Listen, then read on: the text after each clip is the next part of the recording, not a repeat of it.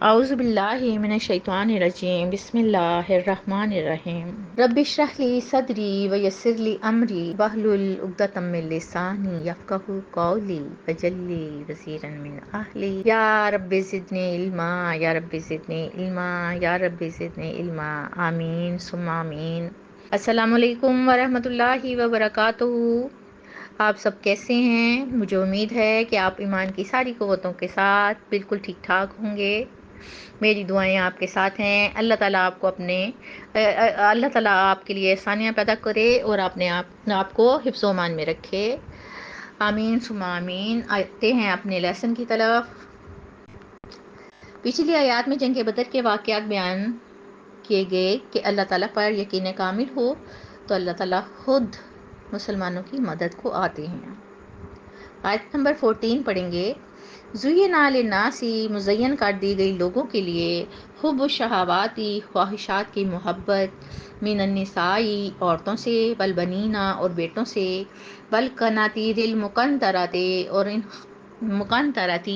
ان خزانوں سے جو جمع کرتا ہے، من الذھب سونے سے، والفضۃ اور چاندی سے، والخیل اور گھوڑوں سے، للمصومات جو کہ نشان زدہ ہیں، والانعام اور چوپایوں سے، والحرث اور کھیتی سے، ذالک متاع الحیات الدنیا یہ سب سامان ہے دنیاوی زندگی کا، واللہ اور اللہ وہ ہے کہ عندہ حسن المآب کہ اس کے پاس بہترین ٹھکانہ ہے۔ اس آیت میں اللہ سبحانہ تعالیٰ نے انسان کے اندر رکھی ہوئی مختلف خواہشات کا ذکر کیا ہے جن کی طرف انسان مائل ہو جاتا ہے۔ ظاہر ہے زندگی کی رنگینیاں جب نظر آتی ہیں تو نظر ہٹتی نہیں ہیں۔ اللہ تعالیٰ اسی بات کو فرما رہے ہیں۔ اللہ تعالیٰ نے دنیا کو ہمارے لیے آزمائش بنایا ہے۔ یہاں ہم بالکل تھوڑے وقت کے لیے آئے ہیں۔ اس دنیا کے سارے سامان عارضی ہیں اور فانی ہیں۔ یہ جانتے ہوئے بھی ہم انسان شعوری یا لاشعوری طور پر ان میں کھو جاتے ہیں، اور کبھی شیطانی دنیا کی ہر چیز کو اتنا خوبصورت اور مزین بنا کر پیش کیا جاتا ہے کہ انسان کے بھٹکنے میں کوئی کسر باقی نہیں رہتی۔ ان میں عورتوں کی محبت، اولاد کی محبت، مال و دولت کی محبت اور سونے چاندی کے ڈھیروں سے لگاؤ، عمدہ گھوڑے، مویشی اور کھیتی شامل ہے۔ ہم جانتے ہیں کہ یہ دنیا عارضی ہے، لیکن پھر بھی ہم اس کی محبت میں ڈوب ہی جاتے ہیں اور حقیقت سے کہیں دور چلے جاتے ہیں۔ ہم یہ بھول جاتے ہیں کہ آخرت کی زندگی اور اللہ کی محبت ہی اصل زندگی ہے۔ ایک حدیث میں نبی پاک صلی اللہ علیہ وآلہ وسلم فرماتے ہیں کہ میرے بعد مردوں کے لیے کوئی ضرر رساں فتنہ عورتوں سے بڑھ کر نہیں۔ ہاں، اگر عورت سے مقصد کثرت اولاد ہو تو وہ مذموم نہیں ہے۔ چنانچہ آپ نے فرمایا کہ دنیا کی بہترین متاع نیک بیوی ہے، اور اگر مرد اس کی طرف دیکھے تو نہال ہو جائے، حکم دے تو بیوی نہ فرما برداری سے مان لے، اور اگر شوہر گھر پر نہ ہو تو اپنی عزت اور گھر کی حفاظت کرے۔ اس کے علاوہ بیٹوں کی خواہش، سونے اور چاندی سے محبت، اور ان گھوڑوں سے محبت جن پر نشان لگے ہوئے ہوں، یا پچ کلیان گھوڑے جن کے ہاتھ پاؤں اور پیشانے پر قدرتی نشان ہوتے ہیں، یا وہ گھوڑے جو چراگاہ میں چڑھنے کے لیے چھوڑے جاتے ہیں۔ اور اس طرح انسان مویشیوں کی محبت پال لیتا ہے، کھیت کھلیان سے لگاؤ ہو جاتا ہے۔ لیکن دنیاوی محبت کی کوئی بھی چیز ہو وہ وقتی سکون تو دے سکتی ہے، لیکن ابدی سکون صرف اور صرف اللہ تعالیٰ کے ذکر میں ہے۔ اچھا اور مستقل ٹھکانہ صرف اللہ ہی کے پاس ہے۔ ہمیں اللہ سبحانہ تعالیٰ کے قرب کو حاصل کرنے کے لیے اللہ تعالیٰ کے احکامات کو ماننا ہے انشاءاللہ۔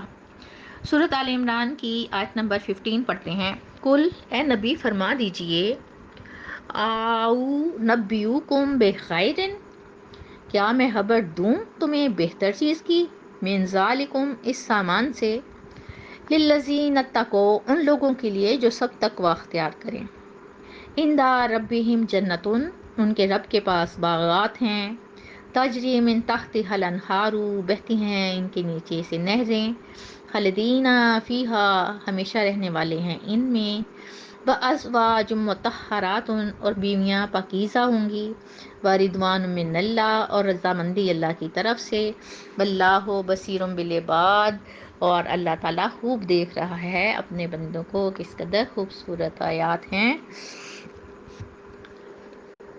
دیکھیں پچھلی آیات میں اللہ سبحانہ وتعالیٰ نے دنیاوی چیزوں کی محبت کا ذکر کیا کہ انسان کس طرح دنیا کی لذتوں میں کھو جاتا ہے۔ اس آیت میں اللہ تعالیٰ دنیاوی لذتوں کے مقابلے میں آخرت میں ملنے والی عظیم نعمتوں کا ذکر فرما رہے ہیں۔ اس آیت میں اللہ تعالیٰ نبی پاک صلی اللہ علیہ وآلہ وسلم سے فرما رہے ہیں کہ اے نبی، ایمان والوں سے فرما دیجئے کہ کیا میں تمہیں کوئی ایسی چیز کے بارے میں بتاؤں جو دنیا کے مقابلے میں آخرت کے لیے بہتر ہو۔ دیکھیں دنیا میں بھی اللہ تعالیٰ نے ہمیں جو نعمتیں عطا کی ہیں وہ بھی ہمارے فائدے کے لیے ہیں، اس بات سے ہمیں بالکل بھی انکار نہیں ہے۔ یہاں اللہ تعالیٰ فرما رہے ہیں کہ دنیا کی عارضی لذتوں کے مقابلے میں جو سامان اللہ سبحانہ وتعالیٰ نے متقی اور پرہیزگار لوگوں کے لیے آخرت میں تیار کیا ہے وہ دنیا کی نسبت کہیں زیادہ اور ہمیشہ قائم رہنے والی نعمتیں ہیں۔ اللہ سبحانہ وتعالیٰ نے تقوی اختیار کرنے والوں کے لیے جنت کا وعدہ کیا ہے۔ اکثر ایک سوال ذہن میں آتا ہے کہ ہم اپنے نیک اعمال جنت کے لیے کرتے ہیں یا رب کائنات کے لیے؟ تو میرے ذہن میں جو جواب آتا ہے وہ بڑی محبت سے یہ ہوتا ہے کہ اپنے خالق کے لیے، اپنے رب کی رضا کے لیے۔ اب جنت کا تصور کریں کہ باغات ہیں، پھولوں سے لدے درخت ہیں، پھلوں سے لگے درخت ہیں جن کی اپروچ کہاں ہے؟ ایک ہاتھ کے اٹھانے تک۔ تخت ہیں، تکیے ہیں، ریشم کے لباس ہیں، خوبصورت عورتیں ہیں، نیک مرد ہیں، اور سوچیں نہریں ہیں۔ ایک پاکیزہ ماحول ہے، ایک جادوئی منظر ہے جس سے نکلنے کو دل نہیں چاہتا۔